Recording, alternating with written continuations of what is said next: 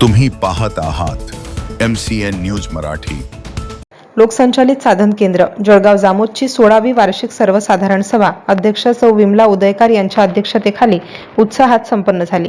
कार्यक्रमाला जिल्हा समन्वय अधिकारी राजेश नागपुरे, माजी CMRC अध्यक्ष प्राध्यापिका डॉक्टर सौ कल्पना इंगळे, RHS HDFC बँकेचे निलेश आखरे व वडगावे, CMRC सचिव सौ सुचिता खिरोडकर तसेच CMRC नांदुराचे व्यवस्थापक अमोल इंगळे यांची प्रमुख उपस्थिती होती।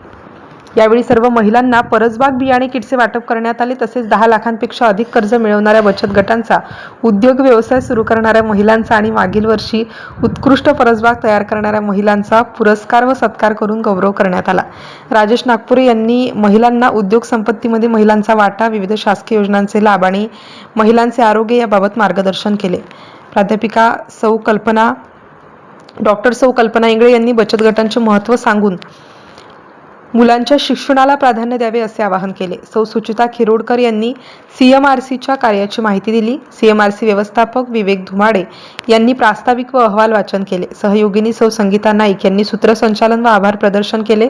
कार्यक्रमाच्या यशस्वीतेसाठी उपजीविका विकास सल्लागार कुमारी ईशा देशमुख, सहयोगिनी सौ प्रतिभा वानखडे, सौ आशा निर्मळ, सौ उर्मिला वानखडे तसेच सर्व CRP व CMRC स्टाफने सहकार्य केले।